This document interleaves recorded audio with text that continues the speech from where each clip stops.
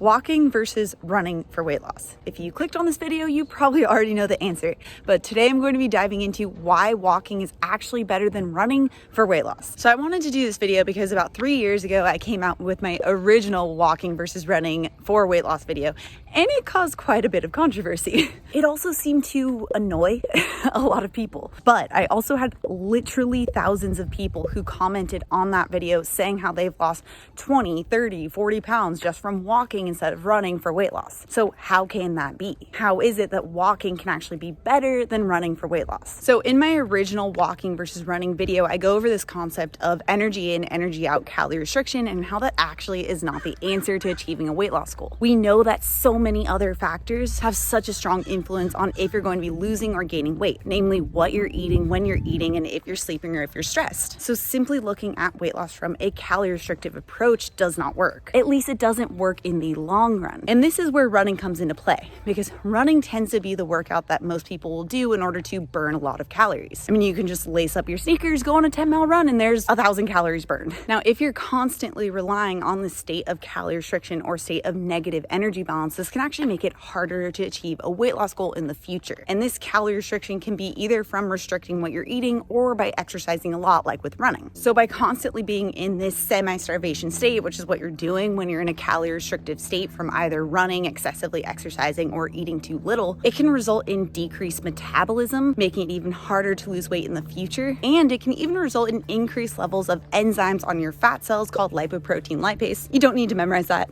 That make it easier for the fat cells to, in the future, store energy, therefore making it harder to lose weight in the future as well. This is why a lot of people will say, oh, I've done this before in the past, but it's no longer working. That combination is probably why. Instead, what's really important to do when looking to achieve a weight loss goal is looking at getting the body into a state of fat burning. So this means primarily looking at the storing hormone insulin, because this is what will largely dictate if you're going to be burning fat or storing fat. Now, when insulin is high, it causes the body to turn off fat burning. When it's low, it allows fat burning to turn back on. This is a process called lipolysis. And when you're more insulin sensitive, you don't need as much insulin in order to do its job. So this is actually a good thing if you're looking to achieve a weight loss goal. You want to be more insulin sensitive. So if you're looking to achieve a weight loss goal, anything that can help to improve insulin sensitivity can help you get there. Now, this includes the type of food you eat, which we talk a lot about on my channel, but even pretty much any type of exercise, including running to some degree, can actually help you to become more insulin sensitive. But the main problem that comes in with running is when you're using endurance running. Excessive amounts of cardio can cause the body to have higher levels of the stress hormone cortisol. And cortisol directly combats with insulin. When cortisol is high, it causes the body to become more insulin resistant, which is the exact opposite of insulin sensitivity, which then makes it harder to actually tap back into fat burning. This is why high cortisol levels or high stress hormone levels are directly tied to weight gain around the belly, because the body gets less efficient at using fat as fuel. Now, there definitely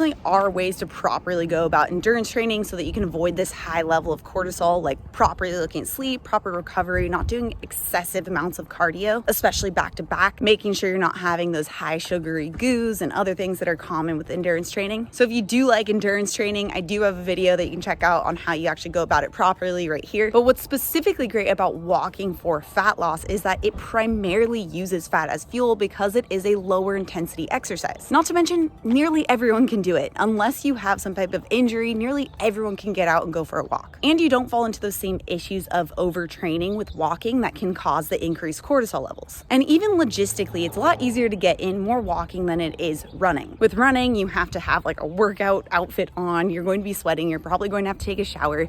You can't do that multiple times throughout the day, but you can go on walks multiple times throughout the day, schedule permitting. With a walk, you don't necessarily need to have on special clothes. You can have on your normal work clothes and just go out for a 10 or 15-minute walk a couple times throughout the day. By walking a couple times throughout the day or having a longer walk in the morning and getting more walks throughout the day, it helps to break up those sedentary moments, helps to actually use the muscles more frequently, which helps to increase insulin sensitivity and therefore make the body better at using fat as fuel. Walking is free, it's accessible to most people, and literally thousands of people have achieved their weight loss goals simply by adding in a walking routine. In fact, if you guys have used walking and it's helped you achieve your weight loss goal, let me know in the comments below. I'd really love to hear about that. Otherwise, if you're wondering how long you need to be walking per day in order to achieve a weight loss goal, you can check out this video next. Also, if you're new to my channel and you love this science-backed information, make sure you subscribe right here.